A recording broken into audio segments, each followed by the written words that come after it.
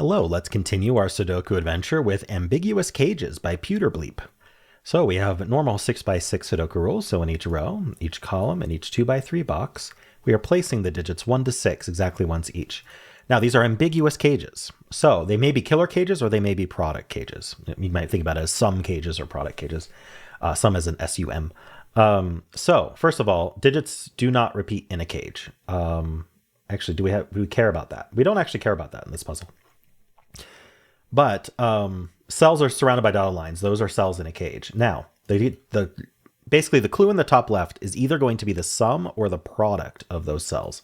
So what's a good example? Let's take this 15 cage. So it could sum to 15. So we could do, for example, 4, 5, 6. 4 plus 5 plus 6 is 15. So that would work. Or we could our product, so multiplying all three numbers could be 15. So we could do, for example, 3, 5, 1. If you multiply 3 times 5 times 1, that is 15.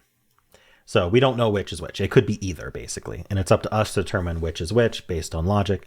You can't just randomly pick it to be a product and go, oh, I guess it's 1, 3, 5, because it could also be a sum. All right, and that's it. Those are the rules. There's a link in the description if you'd like to try the puzzle yourself. And I'm going to get started right now. A few things catch my eye, but the biggest thing that catches my eye is 2 10 cages in a box. So there is only one way to add to 10 in a 6x6, which is 4 plus 6 is 10. We can't do 5 plus 5. That would repeat the 5. And how many ways are there to multiply to 10 in 2 digits? Well, we could do 1 times 10, but 10 is too big. So we're going to have to do 2 times 5. The prime factors of 10 are 2 and 5. So that means that one of these is 2, 5, and one of these is 4, 6. Now, we don't know which is which, but that does leave behind just 1, 3. Now, this could be 1, 3.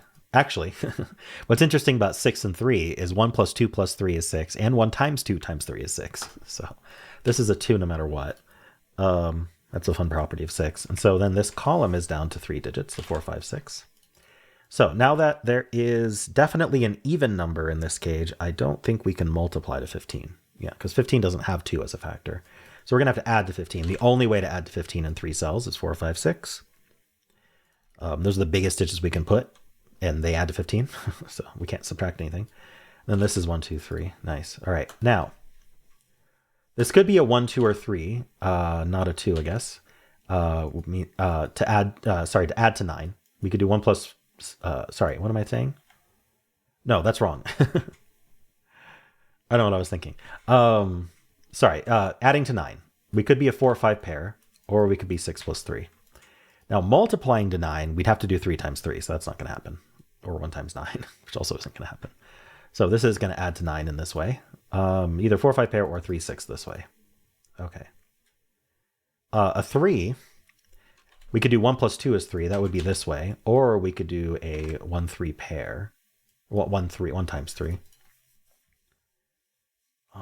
8 might be interesting.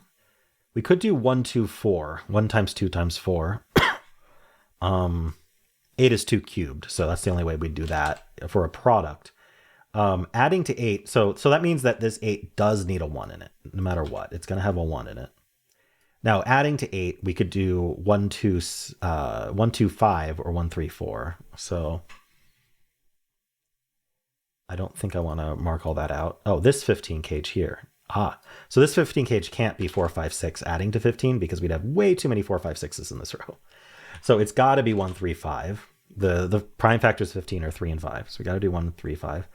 And so that does mean these aren't 5, placing the 5, and it does mean that's not 3. So this is, this isn't 1, so that's a 2. Sorry. Oh, now that this isn't 2, we can't do 2 times 5. So we have to do 4, 6. And so then this isn't 4, 6, so it's 2, 5.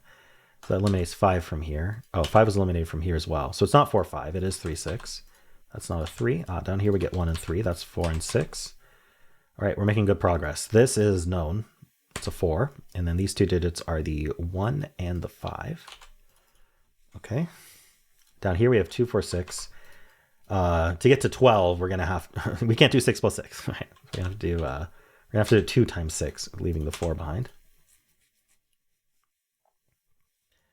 7 you can't do a product to 7. 7 is prime already. It would have to be 1 7, and 7 doesn't exist. So it's funny, 7 doesn't exist. Oh, sorry, we know one of these is 1. That's going to point down. I don't know if that's helpful, but oh, it means that's not 1 either. Meaning one of these is 1. So there's no 1 in the 7 cage. So it's either 2 5 or 3 4. That's not 4, so that's not 3.